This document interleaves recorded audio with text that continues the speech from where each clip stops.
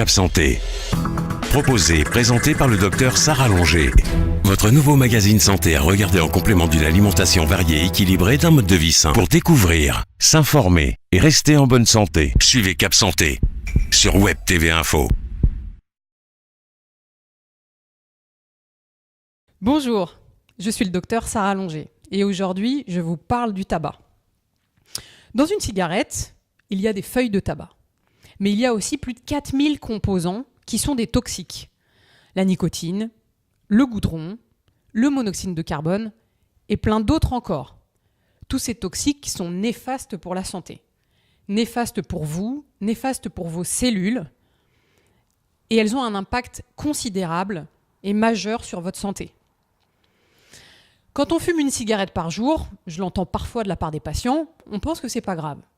Une cigarette par jour, accumulée pendant 5 ans, 10 ans, 15 ans, 20 ans, c'est dangereux. Et c'est plus dangereux que 10 cigarettes pendant 5 ans. Ce qu'il faut comprendre dans le tabac, c'est que donc c'est un toxique et qu'il y a un effet cumulatif. Donc au fur et à mesure qu'on fume une cigarette par jour, ces toxiques vont imprégner les cellules, vont imprégner votre corps et donc développer des pathologies dont on va parler.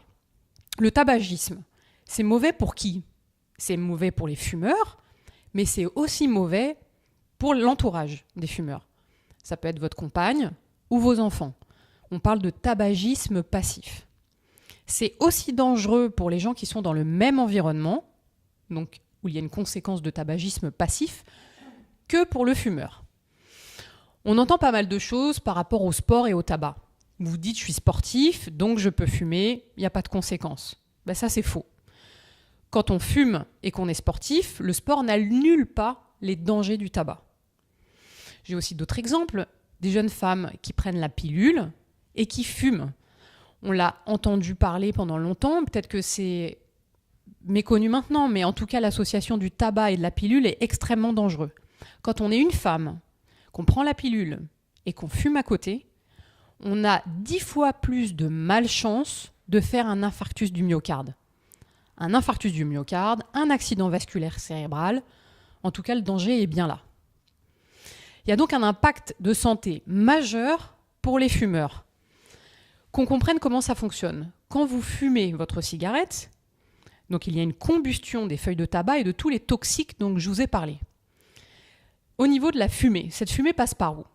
Elle passe par votre bouche, par votre gorge et elle finit dans les poumons. Il y a donc un impact au niveau des cellules de la bouche, de la gorge et des poumons. Les cellules qui sont normalement constituées vont devoir subir cette attaque, cette agression du tabac au quotidien. Elles vont donc transformer leur ADN et devenir des cellules cancéreuses. C'est pour ça que quand on fume, on développe des cancers au niveau de la bouche, de la gorge et des poumons. Mais pas que ça finalement. Je vous donne un exemple. Monsieur X qui fait du bricolage et qui se coupe le doigt. Monsieur X va se couper le doigt, va amener son doigt aux urgences pour se le faire recoudre par un chirurgien. Monsieur X n'est pas tabagique. Donc le chirurgien recoud son doigt, tout se passe bien, il récupère la fonctionnalité de son doigt. Si je prends Monsieur Y, qui lui est fumeur, et il lui arrive la même chose. Il bricole, il se coupe le doigt, il amène son doigt aux urgences dans le but de se le faire recoudre par le chirurgien. Là, il y a une problématique. Parce que comme il est fumeur, il a une vascularisation qui se fait moins bien. Parce qu'au niveau du doigt, il y a des artères. Et donc ces artères ont été impactées par les méfaits du tabac. Et donc le chirurgien, même s'il fait bien son travail, il est possible que monsieur Y perde son doigt et la fonctionnalité qu'il en a. Donc il faut comprendre que le tabac a aussi des effets, pas que au niveau pulmonaire et au niveau de la bouche, de la gorge et des poumons, mais aussi au niveau des artères. Donc quand on est tabagique, qu'on est fumeur, on a plus de malchance de faire des complications vasculaires, comme un accident vasculaire cérébral, comme un infarctus du myocarde, et aussi d'abîmer les artères qui sont périphériques. En dehors de ça, on peut aussi plus développer de maladies chroniques comme le diabète. Et aussi, parfois, comprenez que quand vous voyez quelqu'un dehors qui a une bouteille d'oxygène avec lui, ça peut être aussi un méfait lié au tabac. Ça s'appelle une insuffisance respiratoire chronique. La personne n'arrive plus à s'oxygéner normalement et elle a besoin d'une bouteille d'oxygène avec elle. Ça peut être une des conséquences du tabagisme. On a été voir le docteur Lemaire, pneumologue sur l'hôpital de La Rochelle, qui tenait un stand de prévention donc pour l'arrêt du tabac pendant le mois de novembre. Et on va l'écouter maintenant. Bonjour, donc l'équipe de tabacologie du centre hospitalier de La Rochelle participe à l'opération nationale Mois sans tabac, qui est le mois de novembre, où il est proposé à tous les fumeurs d'entrer dans une démarche d'arrêt du tabac, ensemble, avec des amis, avec des collègues, au sein des entreprises, des administrations, des écoles. Et donc la consultation de tabacologie participe donc à différentes actions, différentes sensibilisations, dont le stand aujourd'hui dans le hall du centre hospitalier de La Rochelle. Ça permet de dire aux fumeurs qu'ils peuvent arrêter donc en groupe pendant le mois de novembre, que d'arrêter pendant un mois complet augmente les chances d'un arrêt durable et complet, et aussi de bien dire aux fumeurs qu'ils peuvent se faire aider par les consultations de tabacologie, par leur médecin traitant, par leur pharmacien, ou en discutant entre amis, en échangeant sur le ressenti. Cela permet vraiment de s'aider, et plus on est aidé, plus on a de chances de réussir. Il est important de dire aussi que la sécurité sociale rembourse 150 € par personne et par an sur prescription médicale d'une aide, une substitution nicotinique. Donc ça permet vraiment aussi de prendre en compte tout le versant financier éventuel de l'arrêt du tabac. Et on aime bien, nous, insister sur le fait que d'arrêter de fumer, c'est ressentir beaucoup de choses très agréables, très sympas, très bénéfiques au quotidien. C'est ce que nous disent les fumeurs qui arrêtent de fumer. Ils retrouvent beaucoup de choses très plaisantes, très agréables quand ils arrêtent de fumer. Et ça, vraiment, c'est quelque chose qui doit donner envie aux fumeurs d'arrêter et aux fumeurs qui ont arrêté de continuer leur arrêt.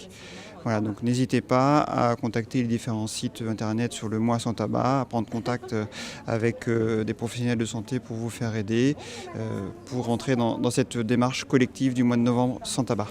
Est-ce que vous avez déjà pensé à arrêter de fumer ? Parce qu'on peut vous aider. Vous allez voir votre médecin généraliste, ou alors vous vous connectez sur Tabac Info Service. Vous appelez le 3689, ou alors vous essayez d'autres techniques comme l'hypnose, l'acupuncture ou plein d'autres choses. L'idée, c'est quoi ? C'est que si vous êtes motivé, vous trouvez la solution qui vous paraît être la meilleure pour pouvoir arrêter de fumer. Il y avait donc une action qui a été menée pendant le mois de novembre, qui était le mois sans tabac. Finalement, il y a pas mal de gens qui s'arrêtent de fumer aussi en janvier sur les bonnes résolutions de l'année. Pour vous, quelle serait votre motivation et votre intérêt à arrêter de fumer ? Peut-être moins d'odeur au niveau des vêtements, peut-être retrouver des saveurs au niveau de la gustation, la saveur des aliments. Il est important que vous compreniez quels peuvent être les avantages pour vous, pour votre santé et pour votre qualité de vie. Donc n'hésitez pas à aller demander de l'aide, parce que le but, c'est que vous preniez soin de vous. Suivez Cap Santé, présenté par le docteur Sarah Longer sur Web TV Info.